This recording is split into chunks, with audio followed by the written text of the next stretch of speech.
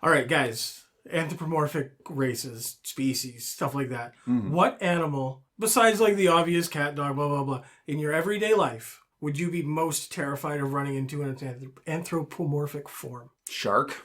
You run into sharks in your everyday life? No. Oh, in everyday life. Yeah. If you were like just walking down the street and it was like, I don't know, a half man, half pigeon, anthropomorphic pigeon, that'd be a little fucked up. Some kind of bug. Like cockroach, spiders, mosquito. Oh, a spider? How many arms would it have? 6. 6? 6 arms, 2 legs, 8 in total. Yeah. Like a centaur kind of. But why not shape. form? Oh, what? Okay, well, we've got those kind of already with like some of the Driders? Yeah, the driders. Thank you. I was going to say the loth creatures that aren't drow. But the drider. But yeah, spiders, insects, and going with sharks still? Well, I mean, no. Now that I'm thinking about it, like every day, a bear. I run into bears pretty often. Yeah, okay. Fair Yeah, I enough see there. at least one bear a year. I would call that often. Yeah. Yeah, I think raccoon people would be kind of neat. They'd be neat. They wouldn't be scary, though. No, I wouldn't be scared of them, but I think it'd be a real, like, I run into raccoons all the time. They're nifty, they're fun. Yeah. I think we can get up some real mischief.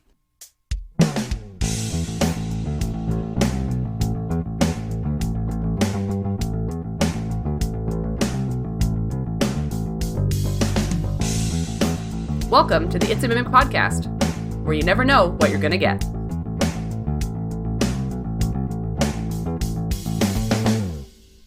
Hello, everyone, and welcome to another episode of It's a Mimic, where we continue our conversation on Playable Races in Dungeons & Dragons 5th edition. I'm Kyle, and with me today are James and Dave, and this episode is called Putting the More in Anthropomorphs. In this episode of the It's a Mimic podcast, this panel of Dungeon Masters will be sitting down to look at 3 more animalistic playable races, or lineages as Wizards of the Coast calls them now, because 5th edition seems to be leaning into the anthropomorphic side of character creation more than any previous edition. We have animal people upon animal people, so let's let the fur and feathers fly as we break down Kenku, Leonin, and Tabaxi. When it comes to beast player characters, we have 3 birds, 2 cats, a half horse, a half bull, a half goat, a hippo, lots of dragons, a samar, a rabbit, a lizard, a fish, an elephant, a frog, a turtle, a snake, and insects, as well as shifters and simic hybrids to top it all off. Some people care there's no dogs. I don't know, I think halflings are kind of close. They're loyal, they travel in packs, and they get really excited about food. Okay, all right. Yeah, fair. I'll give that to you. Yeah, So there's dogs. Never mind. all right. All right, guys, before we get into this, we're going to cut to a quick ad break. We've previously covered quite a bit in our discussion on player options in 5th edition. For all those episodes and more, you can follow or subscribe on Spotify, Apple Podcasts, YouTube, and dozens of other podcast apps. And if you'd like to support us, you can donate through the website, check our store, or join our Patreon and get access to other episodes and series. If you'd like to pay for some ad space on It's a Mimic, or just shout out to a friend, please reach out to us through our email and website that are listed in the show notes below.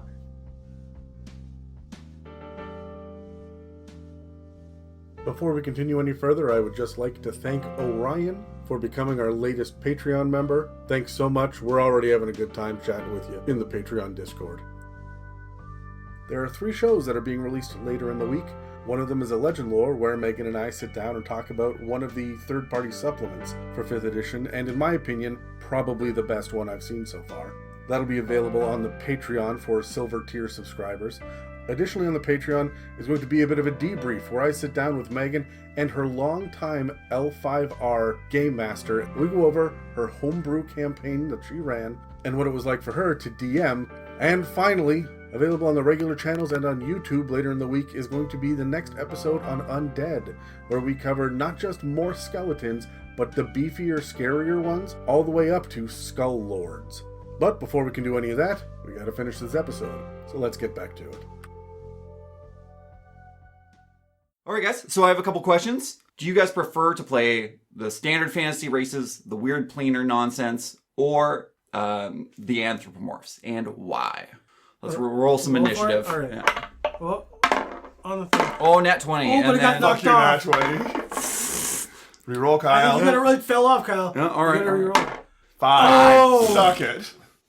All right, so Kyle had rolled a nat 20, and James came in and knocked Kyle off the board with his own nat 20.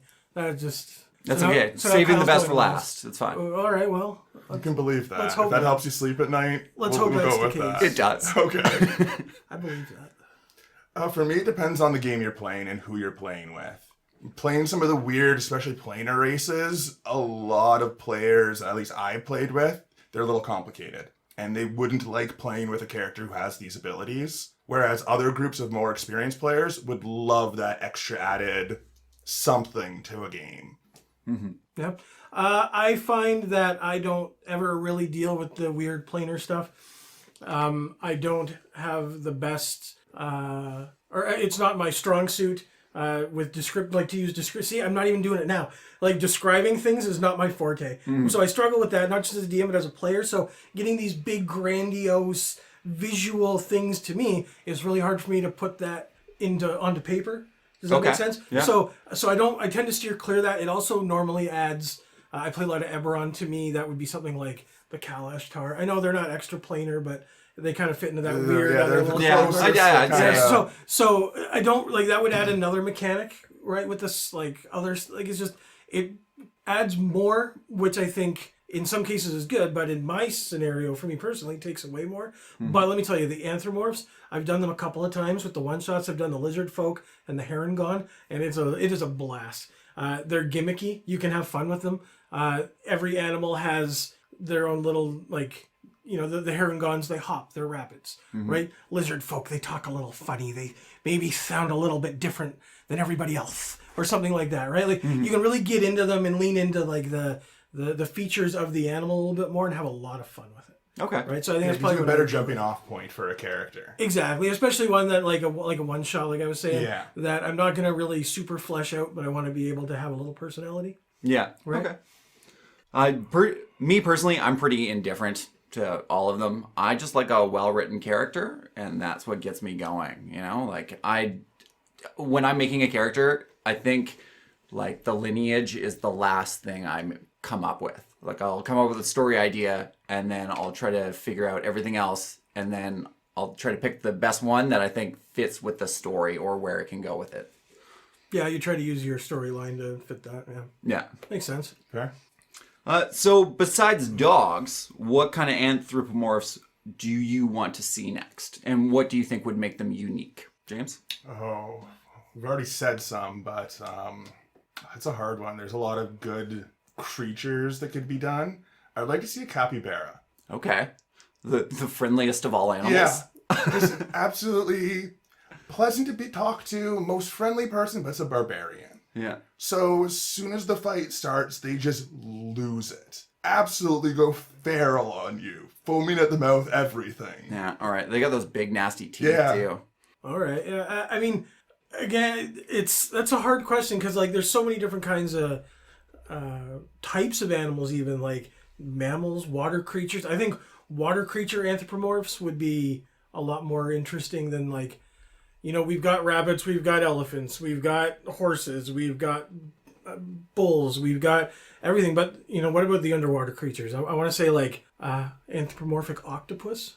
Okay. I think that would be interesting. Like, how would you even describe that? Octopus in a trench coat doesn't need to be an anthropomorph. Yeah. Would it be like an octopus head? Well, that's kind of an illithid. Barbosa. I guess it is kind of an Yeah.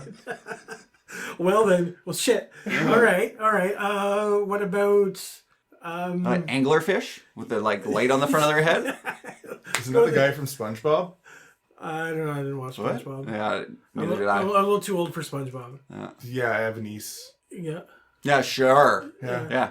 And roommates who love SpongeBob too. So it was mentioned earlier, but I like the raccoon one. I especially like it if you made it have like a Teenage Mutant Ninja Turtle kind of background. You know, they got into some goo that was like thrown away in a dump or like from a lab explosion, and now they are like the best artificers in the world, like just making stuff from the junk they find in the dumps they live in. All right. If the raccoons are the turtles, what animal do you get to play the splinter role? Oh, a skunk. A skunk. All right, let's move on to breakdowns. Let's roll again to see who gets to go first. Kyle's waiting. To see again. Oh, no. Oh, Ooh. 15. I'm just going to... You're doing it on purpose now. This time, yeah. Oh my god. You're doing terrific. Yeah. Third time's a charm, buddy. Oh, Kyle with a 17. Oh, shit. Now I Oh, roll. Dave, come on, man. Oh, No, 2. 2. All right. All right. So I guess I'm going to cover the Kenku first. So starting off, what does a Kenku look like? Well, let's take a raven or a crow, make it about 5 feet tall, take away the wings and the creepy bird legs, and make them into humanoid ones with bird-like talons. Humanoid, creepy bird legs. Yeah, they're like scaled. Okay. But they're like, if you look at the picture, they're like muscled like a human leg, right? As opposed to the little sticks that they normally Jesus. have. All right, so I'm thinking like a flamingo foot, only beefy like a human. Yeah, kinda. Love it. And that's basically a Kenku. You know, to me personally, I think you should be able to change the coloration to any bird that can mimic stuff, because that's like their main thing, like a parrot or I don't know if toucans can, but that's what I would like to see. In terms of their lore, so it's changed a bunch from when they first released to now. In 5th edition, it started off in Folos, and their lore was that at one point they were servants to some kind of mysterious and powerful entity on another plane of existence. They don't really go into who it is, but eventually the Kenku tried to betray him and steal an object of great power. So for that, this entity decided to punish them by taking away their wings and replacing them with arms, taking away their speech. So now all they can do is mimic other creatures, and take away their creativity. So they can't come up with new ideas on their own. They can't even make up new sentences. They just kind of can only repeat what they already heard. They tend to congregate in bleak cities, which is often among the few places that actually accept them, and find themselves in the employ of thieves' guilds as messengers and lookouts, normally living up high in rickety and decrepit towers that they are unable to repair themselves, and dreaming of a day when they one day may take to the sky again. Sapped of their creativity, they are unable to produce their own art or ideas, but are masters of recreation, making them prized as scribes and artisans. They are also capable of making copies so good that they are almost indistinguishable from the original. This makes them ideal minions, being unable to come up with their own clever plans, so they turn to someone who can. Robbed of speech, they would communicate by repeating phrases and noises that they heard in order to convey their thoughts, ideas, and emotions. And although all of that was scrubbed in Mordenkainen's Monsters of the Universe, and now their lore is simply, nobody knows where they came from, but there are a lot of rumors. All right, so make it up yourself. Yeah. Fair. Okay. In 3rd edition, they were mostly neutral evil and considered secretive, selfish, and cunning, often being employed as assassins, thugs, and spies, and their strength lied in numbers, almost always working as part of a team to accomplish their goals, which mostly revolved around gaining as much money as possible. They have a couple stereotypes, squawking thieves, a little cowardly, obsessed with treasure, curious to a fault. I like the idea of one being so obsessed with like shiny things, but having no concept of value. So it might be like really taken by a soup ladle, but it doesn't care at all about opals because they don't shine enough. Okay, I like Okay, that. yeah. For racial bonuses and mechanics, in Volos, they get Expert Forgery, which is later renamed to Expert Duplication. This gives the player the ability to gain advantage to recreate another's handwriting or craftsmanship. Although this also changed in Monsters of the Multiverse to allow you to recreate your own work as well. So they have creativity now. I'd like to see a tool proficiency added along with this, because if they can recreate anything, wouldn't they have like a tool that they would be really good with? I feel like that recreation gives them that tool proficiency.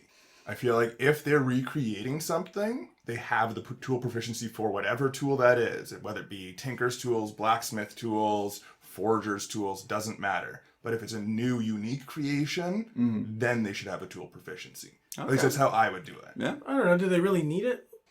Proficiency? Yeah. Like the tool proficiency? I feel like not if you're recreating, because you are an expert in recreating. Sure, but like, there's not a recreation kit. Like, Well, that's exactly it. If you want to be a unique Kenku, I guess they have creation back, so it doesn't overly matter. But Yeah. the idea of being a unique Kenku who can create, well, you need to be unique in some way. So sure, without but I having would the just give tool- them. I sorry to interrupt, but I would just give them something like a calligraphy kit. You know, you've got the tools on you that you can make these copies without having to go and like source out the proper inks and stuff like that, right? That's all I do. I wouldn't do like a tool kit, but like, I guess modify it. Yeah. Modify it to work. Fill in that gap that I think they probably have. You're right, there is a gap there. Yeah. But yeah. Although I think you make a good point when you said, you would consider they already have it. Because isn't being proficient with a tool just that it gives you advantage? Yeah. So Okay. you're not getting anything out of it for having that unique proficiency while you're forging a pair of gauntlets while as sewing a dress. Okay. Because you're copying it as well. But if you're making a unique wedding dress and you don't have that proficiency, I would give them a slight reduction in chance, at least, whether you lower the DC or raise it a little bit, because they don't have that unique proficiency on a unique item. Okay. This is like, it's a really interesting thing that they've got with that. Like, they can recreate duplicates of things because mimicry is their thing. Yeah. They can only speak through mimicry. They can only, like, they're good at the other side. I wouldn't have thought of that myself. Like, that's a neat... It's a neat way to look at it, for Yeah, sure. yeah, exactly, yeah. See how that talent leaches over Yeah. into other aspects of their creature, right? Well, that's what they made it part of the lore, right? Is that they can't create anything themselves, so they're very good at just creating something that's already there. Yeah. So the next thing they get is Kenku training. That has been renamed to Kenku Recall. This gives the player proficiency in 2 skills of their choice between acrobatics, deception, stealth, or sleight of hand. However, when it changed over to Kenku Recall, you just got to pick between any 2 skills to get proficiency in. Mimicry is the next one. This gives the player the ability to mimic sounds they have heard, including voices or noises such as rocks falling or a door slamming shut. A creature that hears the sounds can tell they are imitations with a successful insight check opposed by the Kenku's deception check. But this is later changed to become a save DC. So in Monsters the Multiverse, the DC is 8 plus your proficiency bonus plus your charisma to be against their insight check. Sure. Which I think is better. It's less I rolling. like that too, yeah. Yeah. Now, in the case where your players are facing a Kenku who's now made a mimic, but they don't know, like, let's say it's a door closing around the corner. Do you automatically make your players roll that insight check to know if that sound is real? Because they have no other reason to call out, is that door sounding a Kenku closing, right? Yeah, but that kind of gives it away if you Well, call for an exactly. insight check Yeah. when they hear that noise. Well, that's why I'm asking. Yeah. Now you'd have to be like, hey, is that real? Right? Like if you say you just came into a room and then you heard the door behind you slam shut, right? But you can't see it. You think, oh, did that actually happen? Right? But you had, no. Let's say at this point you had no clue you were ever encountering a Kenku that could mimic, and you had no prior instant of random door closing but not closing. Mm-hmm. So how would your player ever call that out? When you're trying to make, especially you're trying to make the point of you hear the sound of a door close. That's an interesting point. I mean, you could maybe do a passive insight thing where it's like if you have an insight of a certain... I tell you right now, what I would do is I would just make them do some sort of roll to see if it was even close to being the mimicry that, if I'm just going to do a D20 roll, if it's a good roll, then it passes by without it. If it's a poor roll, I might get you to roll a die and see what happens without telling you anything. Because honestly, I like doing that sometimes anyways with no reason whatsoever. It just mixes it up a little. Yeah, okay. I mean, that's probably how I would handle it.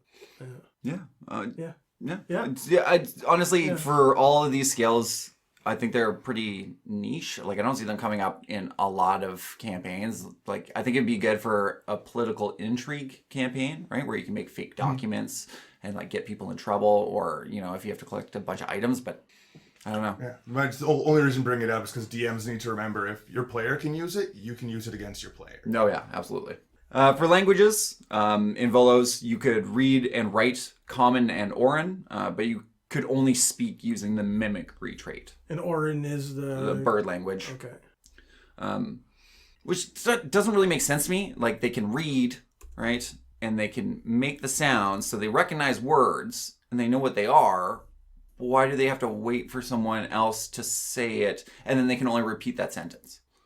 Is it like so? Like, were they cursed? Like, is this? Yeah, that was part of the curse. So they took away their voice, their wings, and their creativity. Well, that's why, right? Like, because of the curse. Answer. Yeah, it prevents them from doing that, right? Yeah. Okay. I mean, it's thin, it's weak, but Yeah. because of a curse, like, yeah.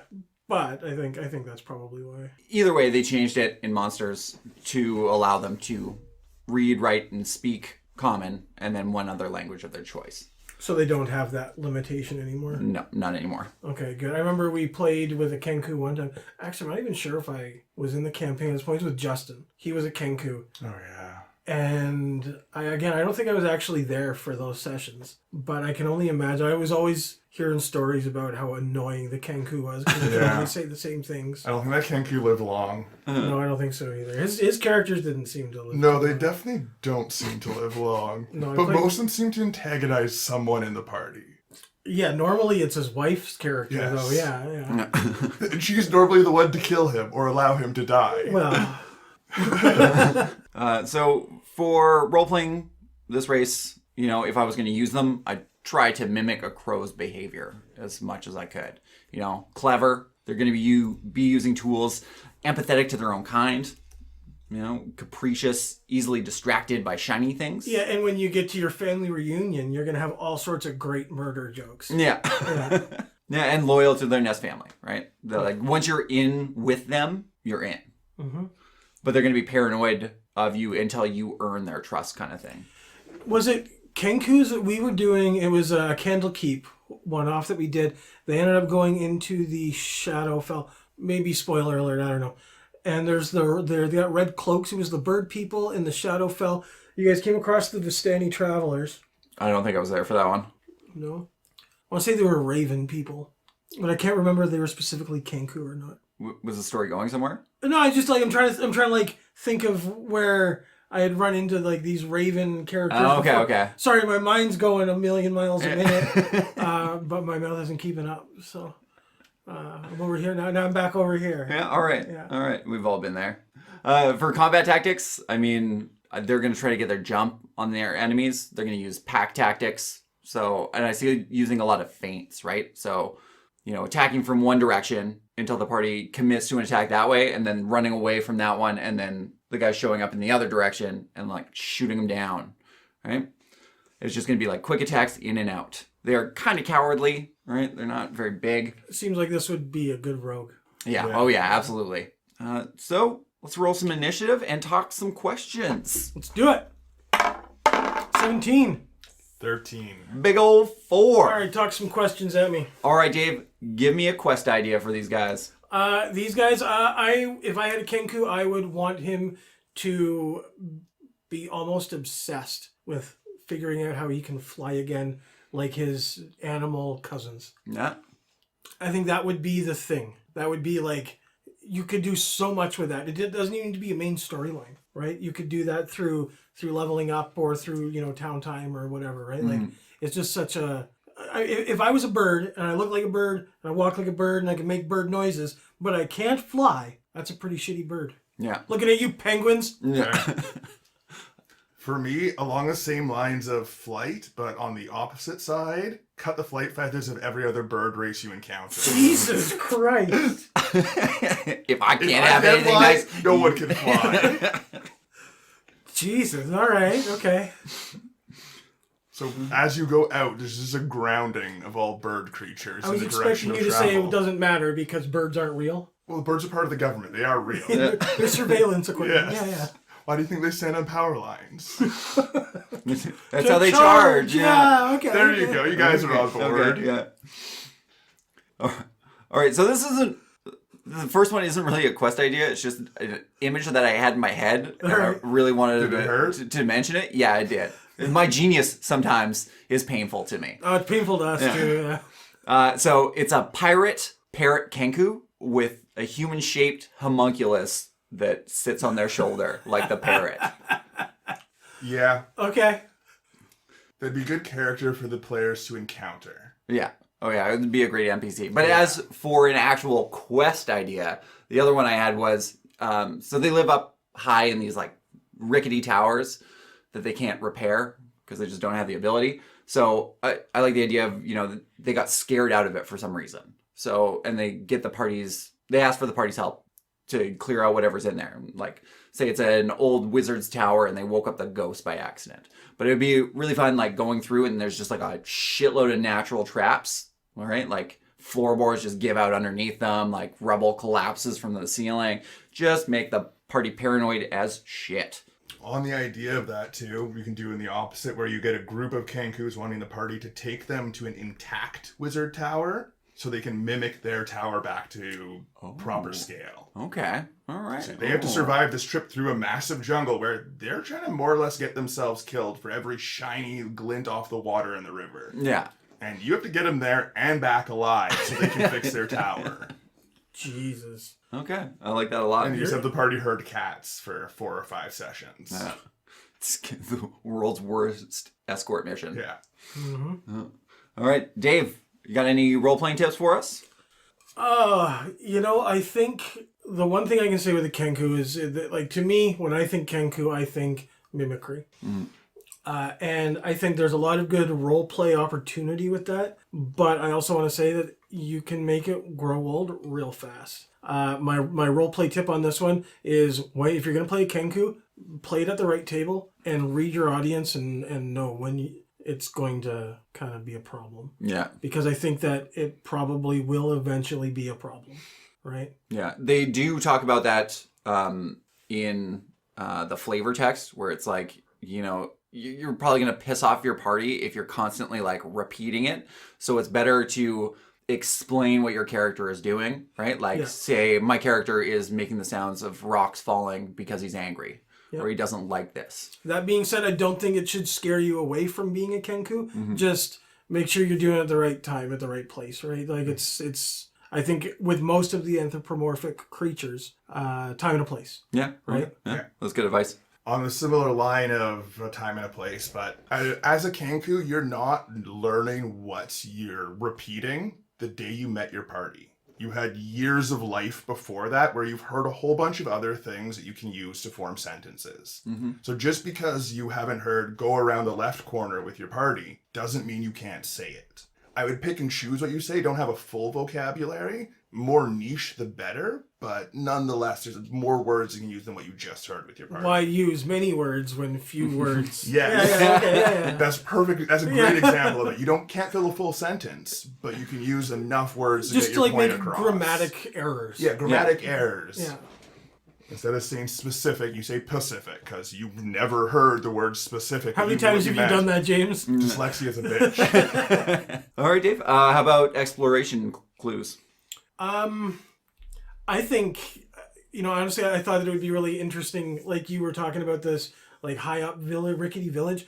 I think a large series of nests. It was just like in a jungle top canopy where you could move around. Okay. But it's just like a series of nests and you got to like explore getting through that. And like, I don't know, I think that's like the idea of going through a creature's nest is you get to really know the creatures, right? So I think that if you were going to, kind of explore Kenku and what they are and who they are and what they are, I feel like that's what you're going to have. You're not going to have, your Kenkus in a city. Yeah, they exist for sure, but like they're their own villages. I would think it would be that kind of, abandoned thing. See how many kind of weird animal skeletons you could find in the bottom. Yeah.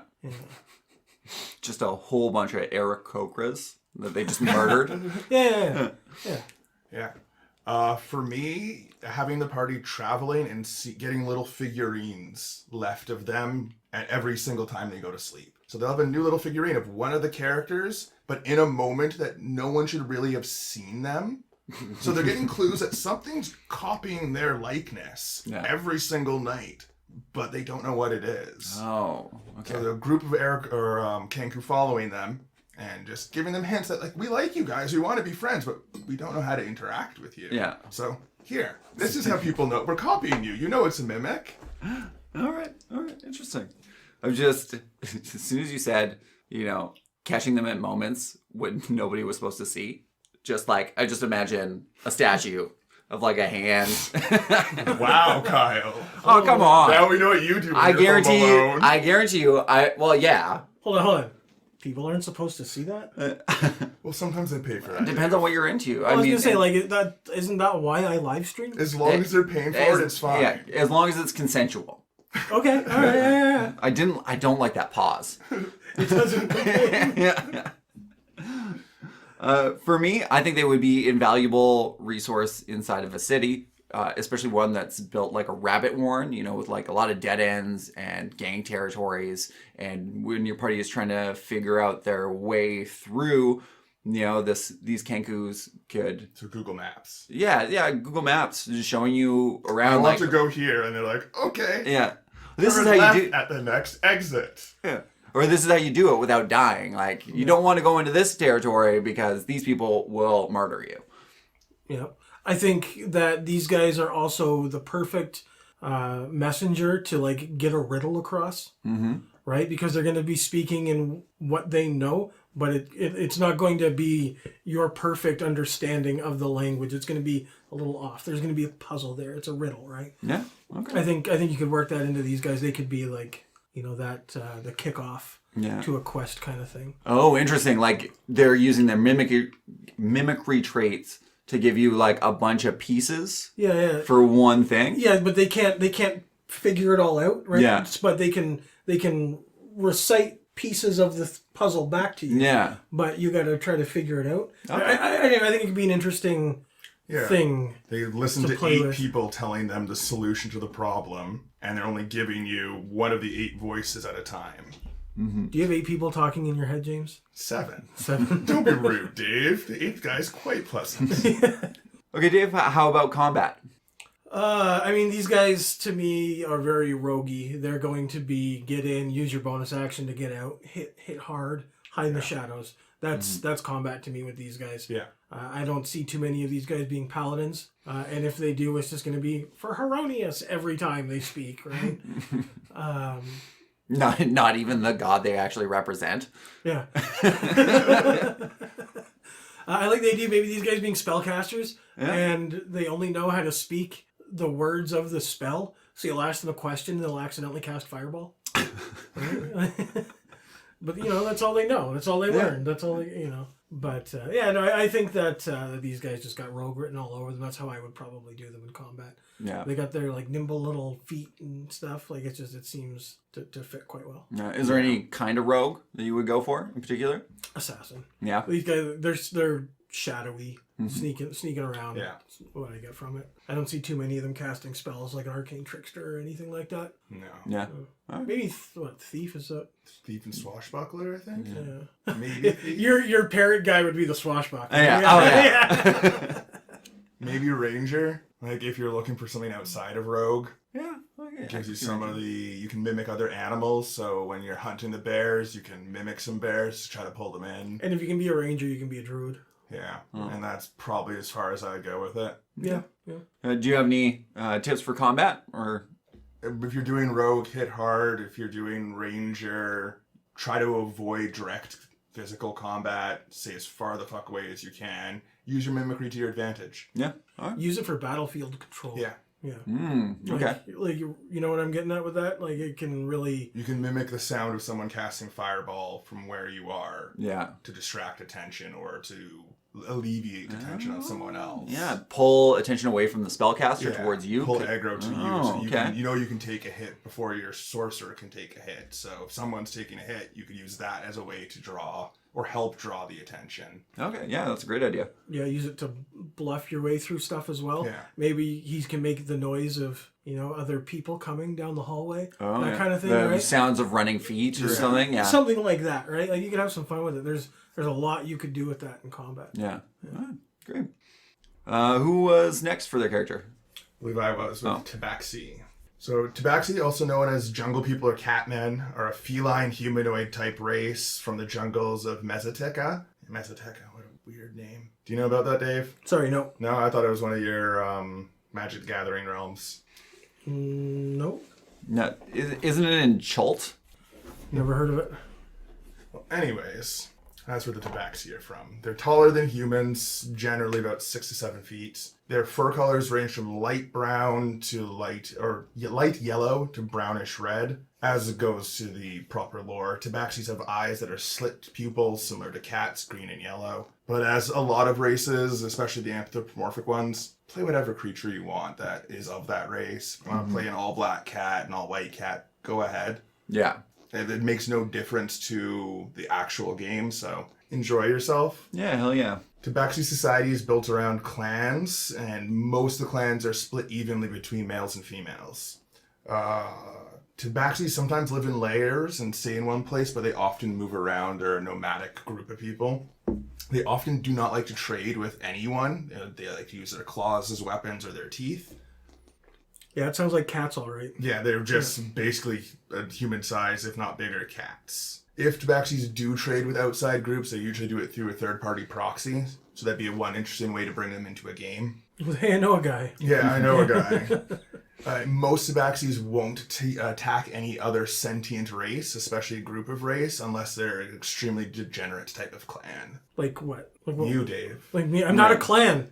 Yeah, but you're a degenerate. So you I'm can not bring a few arguing more that. degenerates together and you got a clan. Tabaxi fighting me on the like Yeah. edges of. Okay, all right. It's Dave. It's a bunch of Daves. Can you imagine? They're sometimes hunted for their pelts or enslaved. That's pretty messed up. It is pretty Yeah. messed up. I feel like they'd make terrible slaves. Always sleeping in the sun all day, Yeah. climbing up on top of high things. Yeah, well, I mean, like, think about trying to teach a cat a trick. I know if you get him young enough, you can do it. Yeah. Yeah, I mean, Suri taught his cat how to shit in a toilet. Yeah, people teach their cats to do a lot of things. Yeah, I've done that. Yeah. That's not really a trick, though. Like, Well, you gotta trick them to do it. Like Some guy it's a has taught his process. cat anytime he whistles, he'll jump onto his shoulder. yeah, okay. I'm not saying it's impossible to do it. I'm just saying, how many cats do you know that can perform Also, how tricks many cats are versus sentient? dogs? Right? Like, every dog you can meet can sit and lay No. down. Okay, well, A lot of Most of dogs them. I know will not listen to proper commands because they're not trained. no, well, We hang yeah, out with okay, different so dogs. shitty owners, but that's That just still okay. defeats your let's- point, Kyle. No, it doesn't, because I mean that is a pretty small fraction. Yeah, you're right. Dogs are far more trainable than Yeah. cats. Cats will be. You'll be like, "Hey, cat, don't do it," and they'll understand what you're saying. Oh yeah, they know not and to then do it. they'll do it anyway. Yeah. It's the staring you down while pushing the glass Yeah. of water off of the counter, right? They're assholes. Yes, exactly. It's a cat thing. It's fine. That's why we like them. More than dogs. I'm learning a lot about you tonight, James. Have you not known any of this, Dave? At this point, I'm more learning about you if you didn't know this. Fair. So you get a few unique traits when you play Tabaxi, like feline agility, which allows you to double your speed in the next movement phase. But until you move 0 feet in a single round, you're not able to use this feature again, which is pretty nice. You can move 60 feet generally with it used once, stop for 1 round, and then move another 60. Yeah. And if you play something like a monk, you can throw massive amounts of speeds onto that. You also get cat claws, which allow you 1d4 plus your strength modifier as an attack. And you also get to the proficiencies in perception and stealth, just for being a feline. Makes sense. I feel like they should also get disadvantage in water. Nope, they're actually, it says in the lore that they are particularly okay with water. Okay. Some cats are, because they're based on more on jaguars and panthers, who are creatures who don't give a fuck about water. Yeah, that's fair. All right. Well, I mean, do they get 9 free death saves? I wish. That'd be kind of cool. That would be. Yeah, if they fall from any height above, 5 feet, they land on their feet. Yeah. Yeah. I think that would break them as a playable race and no one would play any other Oh, rogue type. they still take damage. Yeah. They just land on their feet. That's fine. Yeah. So Letting many prone broken legs. is a lot worse. Let's roll some initiative. I'll do some questions. Oh, a 15. Oh, 6. I'm going first again. Yeah, Dave, give us a quest. A quest for Tabaxi. I mean, clearly hunt down the mice and The mice folk? rid them Were from rats? the city. Go yeah. wipe the mice Yeah. folk out from the city? Yeah, the were-rats. Kyle was right, Okay. the were-rats. Yeah, like that's right there. Yeah. It seems perfect. Go find the mystical ball of yarn. Honestly, if I was going to play in a campaign with cat people, it would be so fucking adorable. And it would just be over the top, trying to do cuteness overload. Right? Like, oh, it's cat. I love cats. Cats are great. Let's have some fun with it. They're gonna be, meow, There's going to be lots of kneading. Yeah. All right. right. Like, oh, yeah, go to rest for the night. All right. I circle, knead the pillow for a second, decide this is not the place, and then I go and sit somewhere. Scratch at the door. Somewhere inconvenient to everybody else. Yes. Yeah. At 3 a.m., halfway through your rest, I jump on top of you, put my claws in your chest, and then lay down on top. No. And start purring so you accept it. Oh, yes.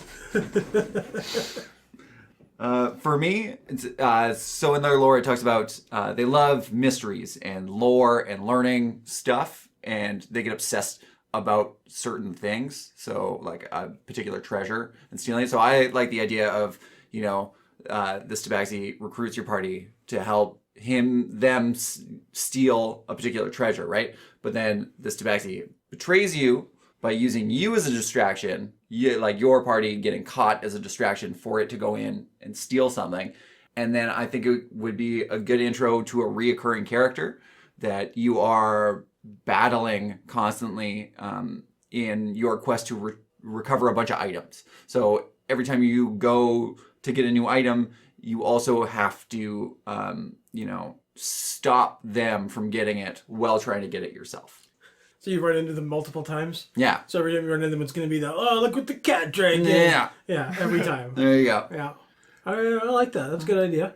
For me, just a simple go-between a village as their proxy to buy stuff. Yeah, all right. And at most have another village attack your group because you're buying for the other village. Mm-hmm.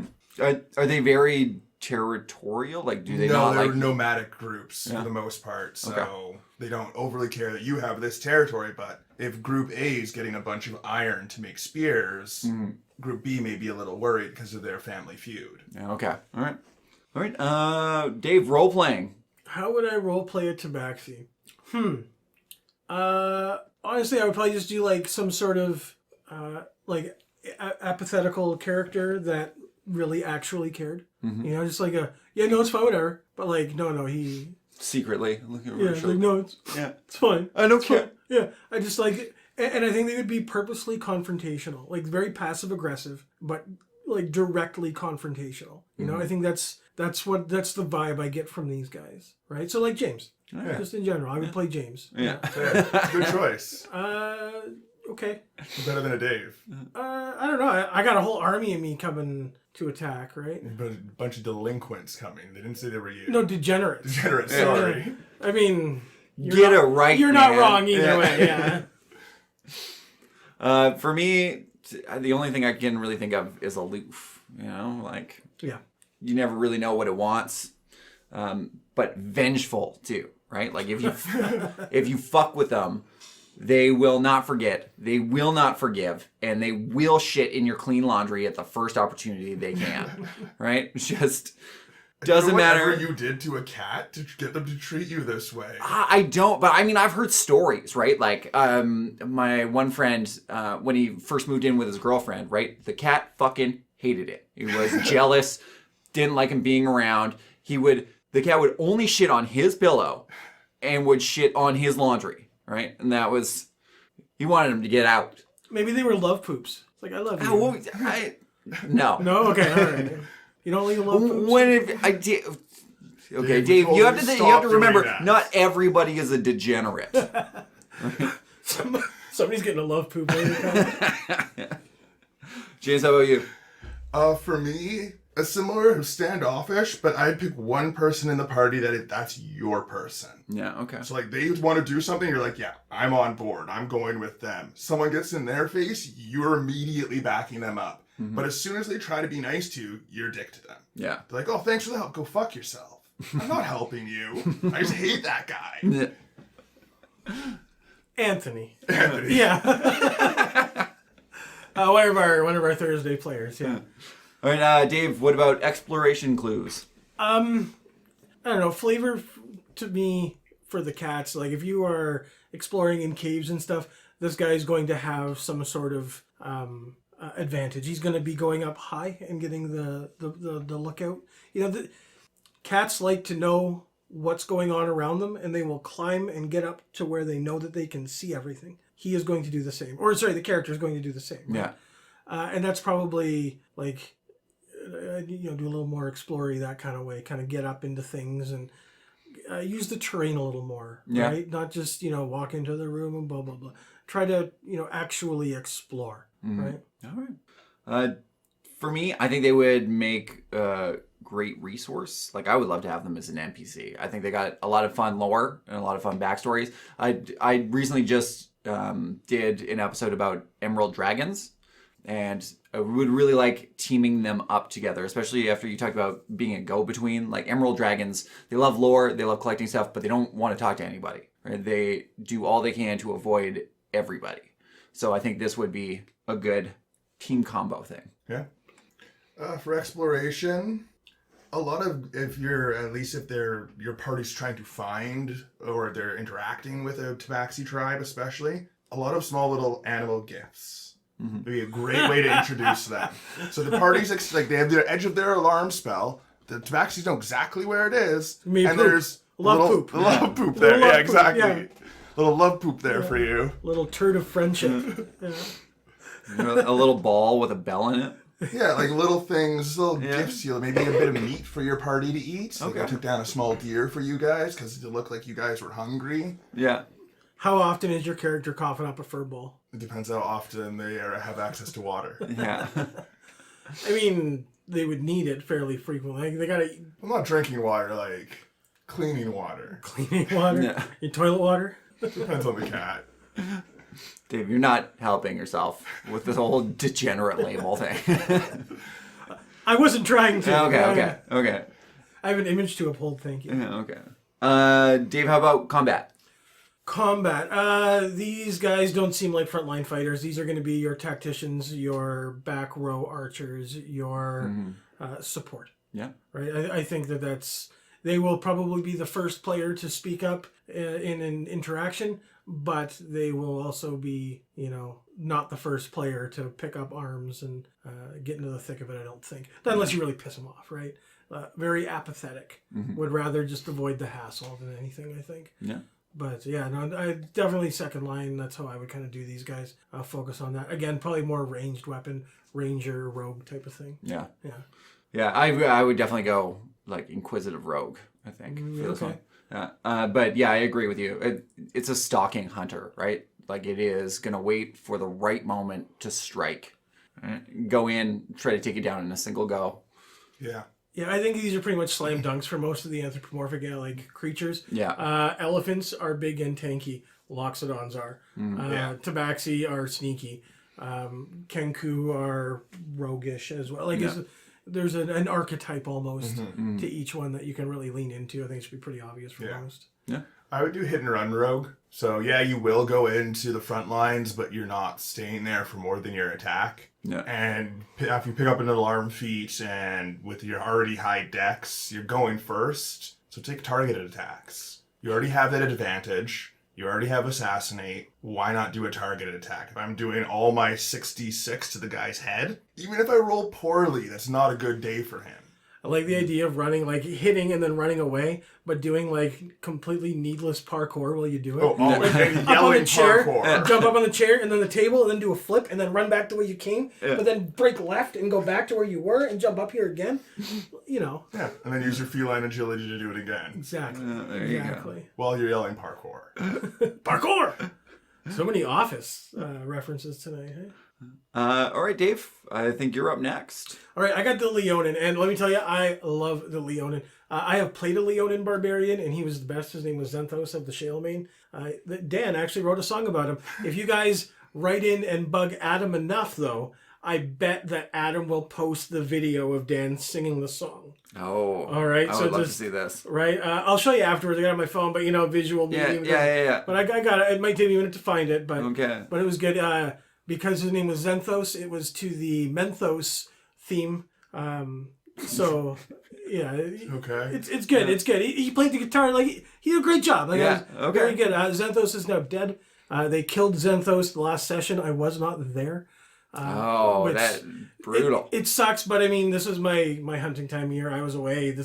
It happens. I didn't want to be the hold up on the campaign. Yeah, It is fair what enough. it is. I'm not bitter about it. Yeah. Not at all. Not at all. I didn't Yeah. want to see how he died. It's fine. It's fine. It's okay. I'll make a new character. It's okay. But yeah, no, Leonins are great. Kyle, you and I played a lot of Magic the Gathering, and when we did, it was all Theros themed. It was like 2014, that kind of thing.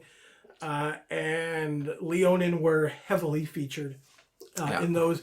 Johnny, the mentor of heroes. Yeah, I one of got my 3 favorite. of those. Oh yeah, I got one that gives you 100 life. Yeah. Right? You start the game with 20, but if you activate his top ability, you get 100 more. Yeah. That is real shitty. I love it. It's great. So it's absolutely wonderful. The Planeswalkers are OP, and I think Johnny's got, probably more than a handful of Planeswalker cards with his name on it now. Yeah. There's white ones, there's green ones, there's white and green ones. Yeah, and then there was a couple other ones too. Yeah, he's all over the place. But these guys are cat people. They're lion-esque, okay? They've got big manes. The women do not, obviously. And in the book, they call them mostly tawny, which is like brownie color kind of thing, like brown. But they do range and vary from like gold all the way to black. Like, it's not just the one, okay? Now, these guys are specific to Theros, but you can pretty much plug them and play them just about anywhere. Yeah. Okay. They are medium creatures, but they are quite large. They are probably at least 6 feet tall. Some of them do get up over 7 feet. They are quite big. They make Tabaxi look, like dwarves to humans kind of thing. They're big animals. Tabaxis actually get up to 7 or 8 Yeah, feet. Oh, do they? Yeah. Oh, okay. You were But they're mentioning skinny, that. right? Yeah, And I skinny, imagine a strong. Leonin is strapped. So more Yeah. like giants. Yeah, giants to elves. Sure. Yeah. Like it's Some brawny character to some scrawny string. yeah. They are big, but again, still medium creatures. Because they're big and bulky, they do get a +2 to con and a +1 to strength, which, I mean, that tracks. That's great. These guys are meant to be barbarians. It's their class. They do have cat eyes, clearly, so they get dark vision out to 60 feet. And they, of course, get the cat claws as well that do 1d4 plus the strength modifier. And it specifically says they're retractable. Yeah. So you can maybe have some fun with that. That opens it up a little bit. They are large and they are fast, so they do start with a 35-foot movement as well. Nice.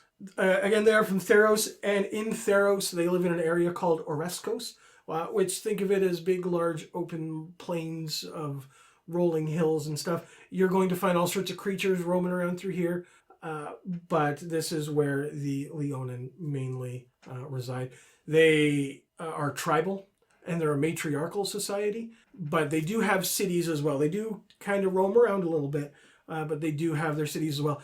I don't know if you guys know, but Theros is quite a pious campaign setting. There's lots of religion. It's all about the gods. It's very Greek themed, right? The Leonin are not. They had a bad deal with a god way back when and generally don't trust them. And because of that, the gods tend to leave them alone. Leonin are fierce. You don't go in there. Like, the gods leave them alone, okay? These guys are warriors, okay? There's all sorts of really cool areas throughout Oreskos you can, like, explore and stuff, but yeah, they are natural hunters. They gain a proficiency in either athletics, intimidation, perception, or survival. So it's kind of neat. You can kind of pick what their background is. They do speak Leonin, which is their language. Their language is named after themselves because, sure. Why not? Why not, right? But they also get common as well. A lot of the groups that would interact with them only send small envoys in. They really do like their isolation. They will look kind of suspiciously at outsiders, but that doesn't mean that they still won't communicate with them. They are open. It's just very delicate. And again, these guys, packs of them are called prides because they're lions, right? Yeah. Fair. Makes perfect sense. Another ability they get is their daunting roar. So as a bonus action, they can make a roaring attack, I guess, which you get to pick which creatures within 10 feet of you have to do a wisdom save, or they become frightened of you until the end of your next turn, and you get this once per per short or long rest. What's the save? How does it? It's 8 plus proficiency plus con. Okay. So it's manageable, but it's still pretty good. The fact you get to pick's pretty... It's nice. It makes sense because I had it a couple of times when I would be surrounded by some guys and I would let out the roar because it is just a bonus action. I'm still getting my attack in there. But I'll scare the bad guys away and make them move, but my allies aren't moving either, right?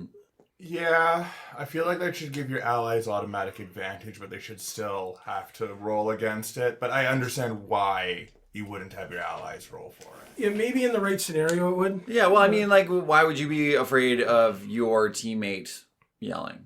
Well, that's why you would have advantage on it. Because if you're not expecting him to let a blood-curdling roar of, I'm killing what's around me, gets your subconscious, especially if it's a lion and you're a human. Yeah, but I mean, if it's not the first time they heard it, right? Like, if they know that this is a thing that the Leonin does. Then, on that subject, if the army you're fighting knows Leonins do it, they shouldn't have to worry about it either. That turns that's not it's not. But on his subject, they already know it exists from a Leonin. They're not surprised by it. Yeah, then but it's the enemy shouldn't be surprised. It's by one thing for your buddy to do it, and another thing for the thing you're fighting to like rear back. You know, we're talking fang a 7-foot showing. lion, like Yeah. in your face. Yes, Yeah. exactly.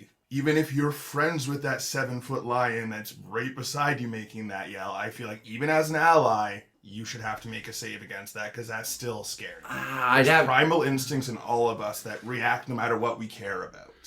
Yeah. I get because it's a game, it's a lot easier just to hand wave your allies are immune to it or whatever. And that's But the overall, reason. that's the reason why they do it, because your allies, whatever, who cares? But overall, I still think your allies would have to make the same save. Maybe at advantage because they know you do it, but I feel like they should have to make the same save, logically.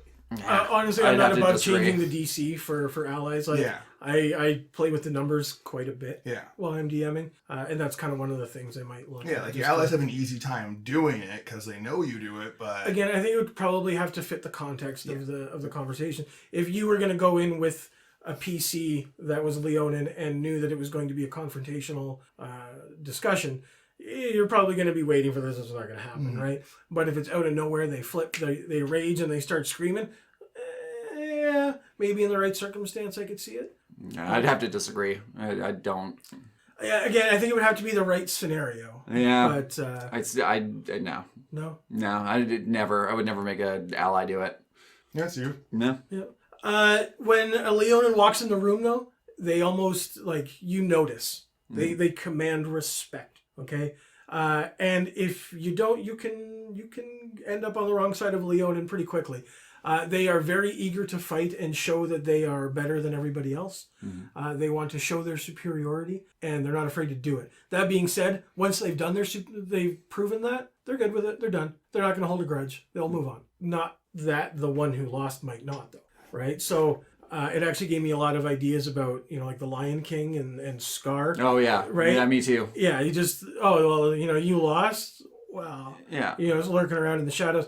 I think we can probably come back to that in the the quest side of things. But they do tend to fight quite a bit, and they're rather abrasive because they want to fight. They want to provoke you. They don't want to kill you. They don't want to hurt you. They want to show that they are better than you.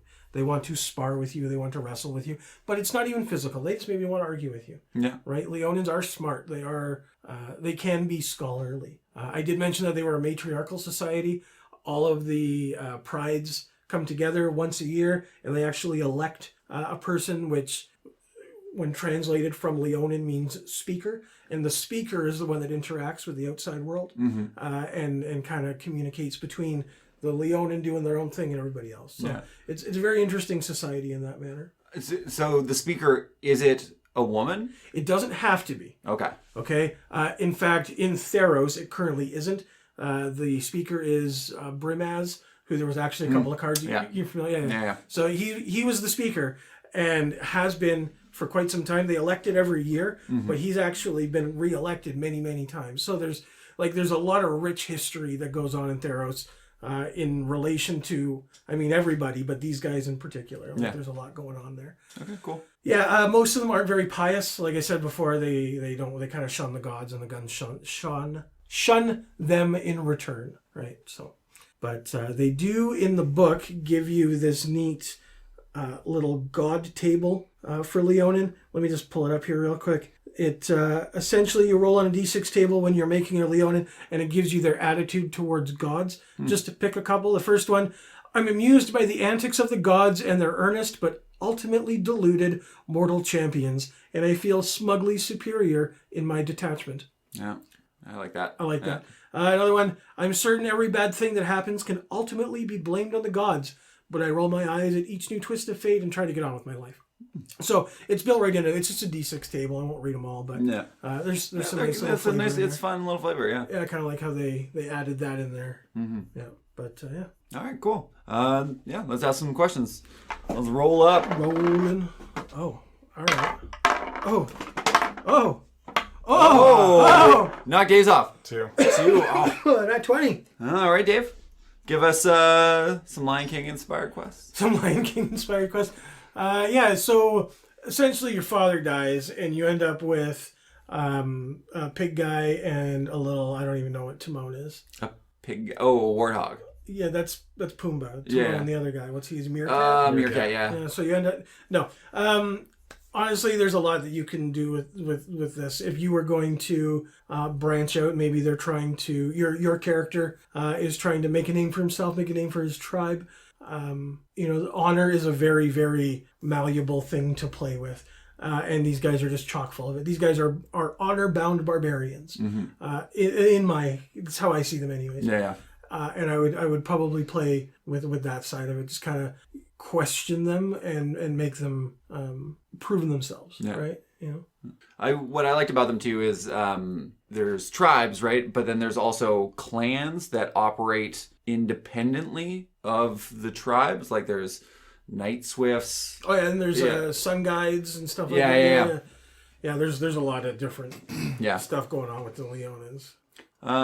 For me, if I had a quest, if I had a Leonin player character, I would want to use something involving the speaker of the tribes. Yeah. Like maybe the speaker of the tribes was possessed by a demon or something, and it is trying to turn Oreskos from a democracy into a dictatorship. And maybe that's, if the character in the party is maybe exiled, you could make that as a reason why. Political intrigue. Yeah. Yeah, I like that. That's interesting. Yeah, and then eventually want to go back to get this speaker out. I like that because it's a very different political landscape than what most people you normally play in, like the urban political landscape. Yeah. That's very different because now it's a different hierarchy, right? They're changing it all. I like that idea. Keep it simple with just a battle competition between groups. They invite people to their lands every year for this competition, or every 10 years, or every 100 years, or whatever, for whatever the MacGuffin is, and your party has to go win. Not necessarily win the fight, maybe be friends with a group that's going to win to get that prize and help them win. There's a lot of ways you can get the overall win. Okay. But that'd be a good way to allow a party, both the parties that want to do battle and the parties that want to have some political intrigue. Make friends with all the high rollers, all the big bidders, all the big fighters. Because if they win on your behalf, you've still won. Yeah. And the parties that want to fight, well, go have your fight. Here's 3 sessions of just continuous battle. Yeah, I like that. Yeah, giving the party a lot of options. Heliod has a tournament. Yeah. He's the sun god. Yeah. They would probably... Some might show up to that. Mm-hmm. I mean, of all the gods, Heliod is the one that they're the most chill with. Because sun, they're in the sunny plane. Like, just a lot of it fits. Or this could give you a lore reason within your world why they don't have to respect their gods, because they win this tournament every year, and none of the gods' representatives can touch them. Before you do that, do your research on Theros, because that can really change the landscape quite easily. There's a lot of political intrigue and this and that going on in there already. Yeah. But good thought. Huh? All right. How about role-playing, Dave? These guys are your brutes. They're big and strong. When I played Xenthos, the thing I had right at the top of my page was confidently incorrect, which was a lot of fun. But I think you're going to get actually, we laugh at that, but I think that was an actual thing that you're going to come across a lot with Leonin. They're going to be very big and confident. They're big and strong and have big, strong opinions. And they're going to flex those. And if you come across as meek or weak-willed, they're just going to walk all over you and steamroll you, even if you've got the better idea. Yeah. Right? They exude confidence almost to a fault. Yeah. Okay. And I would probably exploit that on the roleplay side. Yeah. I would agree with you there. What I said was fierce and proud do not respond well to insults, right? Like they're going to get pissed. And they seem almost godlike, like even the gods fear to tread on their lands. I actually think they could make a great warlock patron. Okay. Like something along the lines of a hexblade, right? Something like that. And work it out, but it just Something made me like think of it. maybe they get their power from the speaker. Yeah. And you can really fuck around with that because when the next speaker election comes around, is it the same speaker? Do they keep their power? Yeah. Yeah. All right. Yeah. Okay. Oh, okay. Interesting. Yeah. Are your powers tied to the local election? Yeah. God, I hope not. Yeah. God. For me, I just had the ideas of arrogance and pride. Yeah. Yeah. Yeah. Pretty straightforward. How about exploration or clues? These guys are plain dwellers. I think you take them out of that. It can be a real fish out of water. It can be a lot of fun. I think that these guys are knowledgeable. They are smart. And if they have questions, they're going to ask them. Yeah. So if you put them in a scenario where they're not familiar with the customs, like, again, these are Theros characters. If you put them in Ravnica, how are they going to react? Yeah. Right? That would be weird for them. That would be very weird. It would be incredibly strange to see that interaction. But they're going to really ask those fine questions. I think that when you've got a character that's coming from such a different background going into an urban background, you can explore that. Like there's so much depth there you can really rip into. Them going from top of the food chain to not knowing where they are in it. It'd be hard to adjust. Yeah. For me, I don't know. Nothing really stood out with them. I mean, it's plains. Like, how much exploration do you have? Although I do really like the sun's mirror that they got. The lake in the middle of the plains. Yeah, it's lake in the middle of the plains, and it doesn't move no matter what the weather's like, which really pisses me off because I wrote that in another thing, and I thought it was so original, and then I saw it, and I was like, son of a bitch. How long ago did you write it? Like 3 months. Ah, damn. All right. Yeah. It doesn't move at all, and it's just like a perfect reflection of the sun. And then you can sometimes see visions in it of the past or the future. It's really cool. Yeah, that is really cool. Like I was saying, man, there is so much lore going ripping into the Leonin here for the little bit of prep that I did. I am stoked on Theros. It was great. I want to look more into this. All right. Yeah. James, what do you got for? Kind of see him as kind of Anthony's in their other campaign, where he just doesn't care if there's a trap on the other side because he's going to kick that door open. Yeah, Anthony is our dwarf barbarian, and his name is Ulfgar, and he doesn't check to see if doors are unlocked. He checks to see if they'll move with his boot. His most common phrase is Ulfgar rushes in. Yeah. Yeah. Or I rage. Yeah. But that's kind of how I see Leonin when they're out of their element. So they're in a dungeon that they're not used to traps on the plains. So why would there be a trap on this door that looks like it's trapped? Yeah, that's why a coward would there way. Be a mimic on this chest because that's a coward's way. So he'll get himself in a lot of minor injuries because he's overconfident and overly arrogant. And when his party points it out, it only compounds on himself. Yeah. So they're like, there's traps. Like, no, there's not. That was a mistake, and continues to do it. All right. I like that a lot. Yeah. Dave, combat. The one thing the Leonin are missing is a bite attack. I feel like they really should have one. Yeah. They should be able to get in there and grapple and bite. Now, I know they got claws. That's pretty cool. But, 1d4 plus strength. Like, that's neat. But that's not game. Like, that's not... I'm not going to use that. That's a last resort. Yeah. That's... Now I don't have to carry a dagger. Right? That's all that is. But I think that for combat, I think that these guys are going to be up close in your face. They are grapplers. They are wrestlers, right? Olympic themes. Wrestlers. We're going to wrestle. Again, this is very Greek. I'm thinking Olympic wrestling. Yeah. Like this is up their alley. They're like, that's what you're going to get. You could get a barbarian that doesn't even use an axe. Maybe they're just boxing, right? Maybe they got brass knuckles of some kind, right? Like I think that combat-wise, these guys should use that hand-to-hand a little bit more, as opposed to relying on weapons and tools and stuff like that. I think they're the right race to try that with. Yeah. Okay. Right? Cool. I like that a lot. For me, Daunting Roar belongs on a barbarian. I totally agree with you, Dave. Yeah. Like I just see a barbarian. Like I rage. Yeah, like when I was a teenager, I played a shit ton of Diablo 2, and with the barbarian, you got your war cries. Yeah. And it was the barbarian. Like they did war cry. Like it's a barbarian thing, right? They should have the Daunting Roar. Yeah. Should be a class feature. Yeah. And I think you could also make it an argument for Hexblade Warlock or Bladesinger, right? But because they're kind of graceful. They are elegant. Still fuck up. They're not dumb brutes. Yeah. They are masters of war is their art. Yeah, but the Daunting Roar is going to be like a central tenet in my thing. I would change it so you can use it up to your proficiency bonus too, as opposed to once per long rest. And especially since they have the extra 5 feet of movement too, right? Just to chase down enemies that try to run away from them. Oh, it's very useful with a barbarian too. Yeah. Because you want your barbarian to be the first guy in most of the time, right? So yeah, no. Let me tell you, I did the barbarian with the Leonin. You'd love it. It is so much fun. Yeah. Yeah, for me, combat-wise, Barbarian Monk, to use what you were saying, Oh, using yeah, with his the additional attacks. Yeah. So you come in with your one-handed greatsword and you flurry knock of them, blows? and then, you flurry of blows No, with your claws. Flurry of blows. Flurry of blows. Sorry, I forgot you're one of those, Dave. My bad. Yeah. That's fine. I won't yuck your Dude, eye. I got the picture of me dressed up as my character. I'll show you after. Yeah, legit. We did a cosplay thing. Actually, I did see it. You showed me. Oh, okay. Yeah. We never actually had the session, and my guy has died.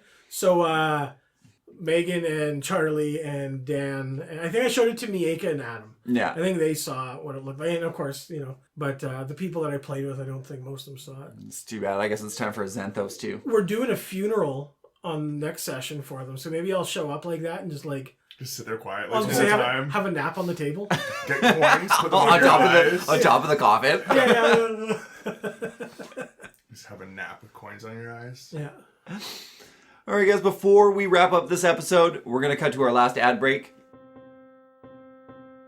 If you've been inspired by the conversation in this episode, please feel free to reach out and share your creativity and ideas with us and the rest of the community.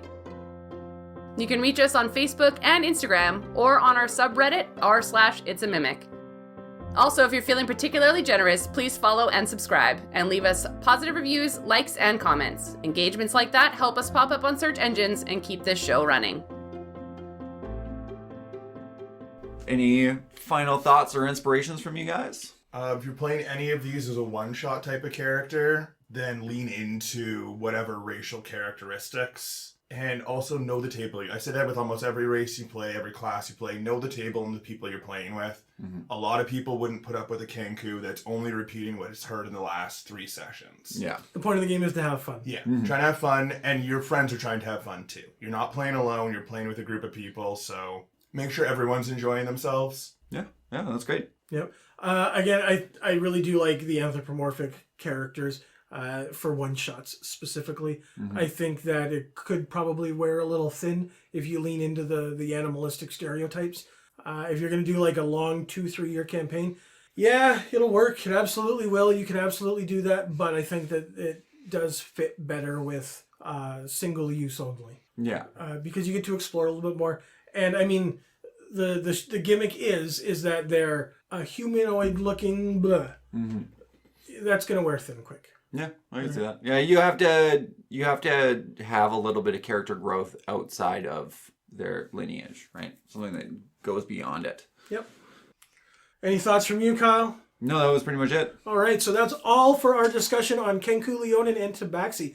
Make sure that you subscribe or follow and check back regularly to see what inspirations and insights we'll have for you in the future. Next week, we'll be getting wrapped in some tentacly aberrations that will absolutely ruin your party's day. Thank you for listening to another episode of the It's a Mimic podcast. If you'd like to support us, we have a donate button on our website at www.itsamimic.com, a store with some It's a Mimic merch, and a Patreon. This episode and others can be found on Spotify, Apple Podcasts, YouTube, and most other podcast apps. Thanks again for listening to It's a Mimic, where you never know what you're gonna get.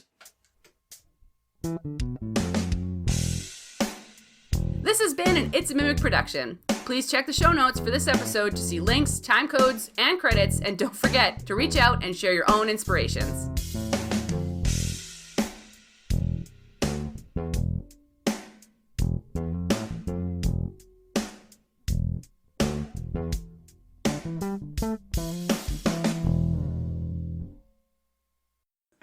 All right, guys, before we get into this, we're going to cut to a quick ad break. You're an ad break. Dun, dun, dun. How dare you? We will sell Kyle for $350. Okay, I think that's a good deal. I thought so too. Yeah. My thought just ran away from me for a second there. I saw it leave. It's like you went from a light to just blank. Yeah. Yeah. Oh, give me a second. That would hurt. Leave this in, okay? Yeah. So I got distracted by your time and the place and trying to remember what I was thinking. And then A place and a time? Place and a time. Oh, actually, yeah, that's a place and a time actually perfectly helps. See you next Tuesday.